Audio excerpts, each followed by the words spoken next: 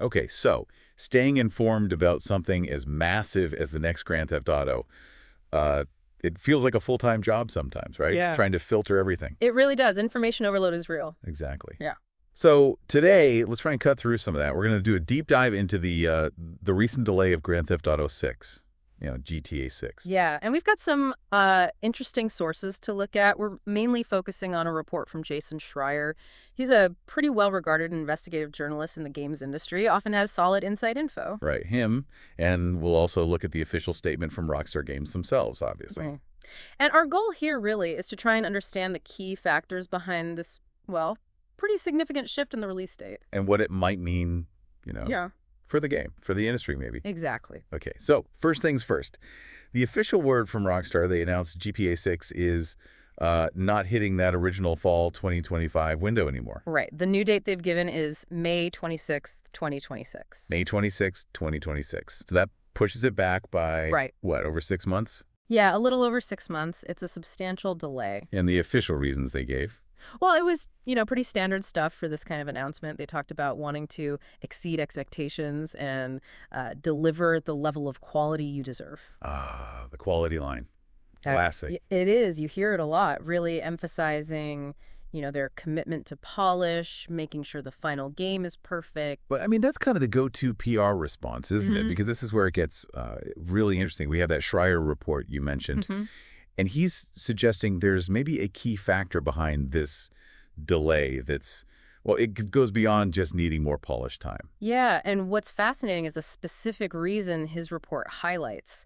He's pointing towards a significant motivation being the desire to avoid what's called brutal crunch. Right, crunch. Yeah. Maybe explain that quickly for anyone who isn't familiar. Sure, so crunch in game development basically refers to those really intense, often prolonged periods of overtime.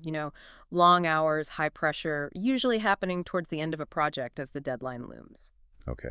And Schreier specifically has looked into this at Rockstar before, hasn't he? He has. He mentions his own reporting back in 2018, specifically around the development of Red Dead Redemption 2. Which was known for having a really intense crunch period, apparently. Exactly. And Schreier notes he's been sort of monitoring Rockstar's practices, their work culture, since that report came out. Okay, so what are his sources saying now about GTA 6? Well, according to his sources inside Rockstar, there's been, and this is a quote, a real desire from management to avoid brutal crunch on this project, on GTA 6. A real desire for management. Okay, that's interesting.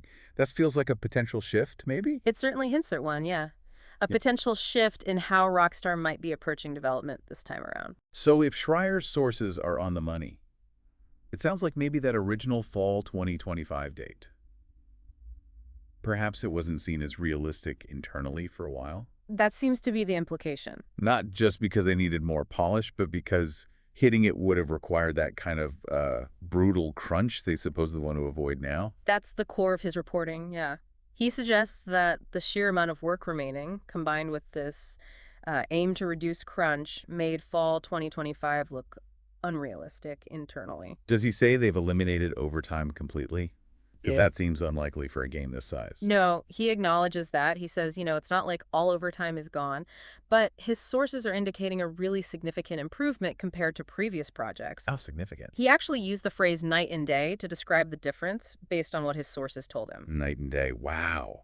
Okay, if that holds true, that would be a pretty big deal for Rockstar, given their history. Absolutely. It would signal a major change in their development culture.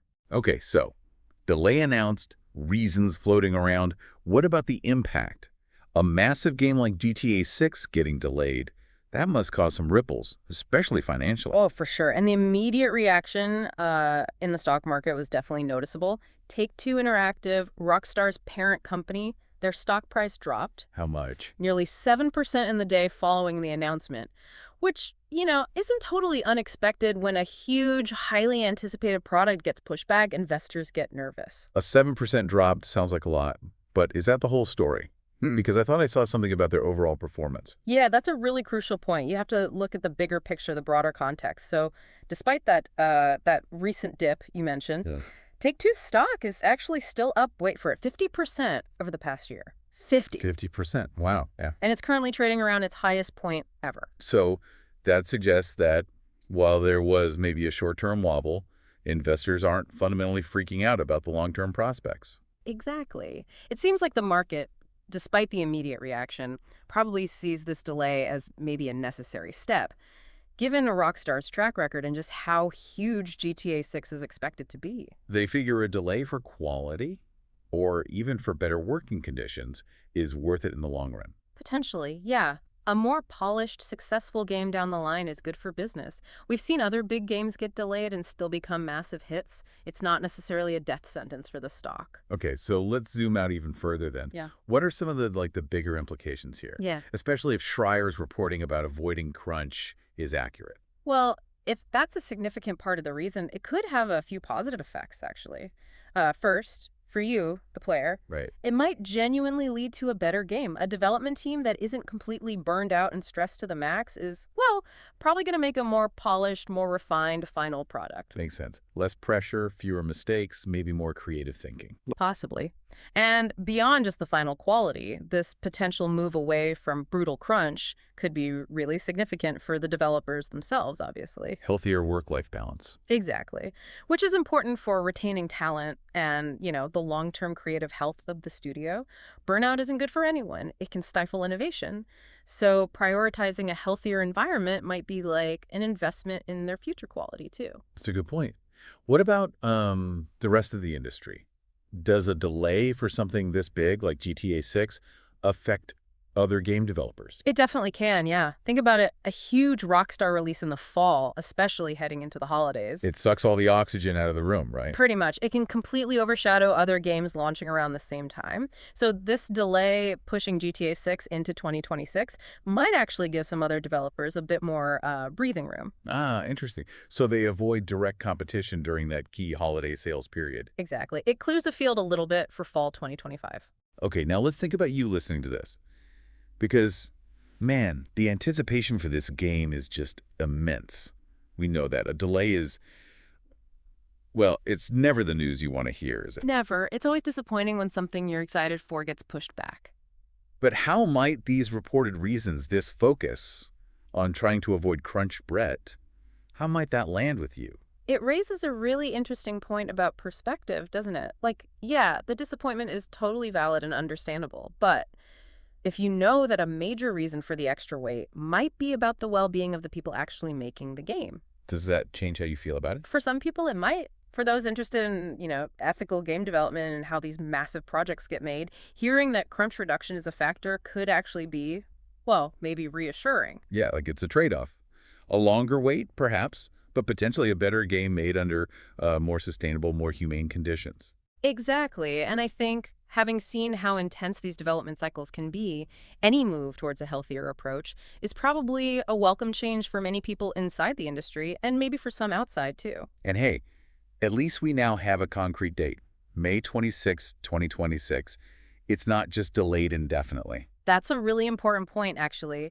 That uncertainty of an open-ended delay can often be way more frustrating than having a new, firm date to look forward to, even if it's further away than you hoped. True. Gives you something concrete to pin your hopes on. Right. Of course, it's totally natural to still want more info now, right? Like, where's the next trailer? Give us something. Yeah, the thirst for more footage is real. Always. But for now, that May 2026 date is the main thing we have. Okay, so let's try and wrap up this deep dive then. What's the key takeaway here? I think the main thing is that this GTA 6 delay doesn't seem just like the standard we need more time to polish situation, although that's certainly part of it, as Rockstar officially stated. Right.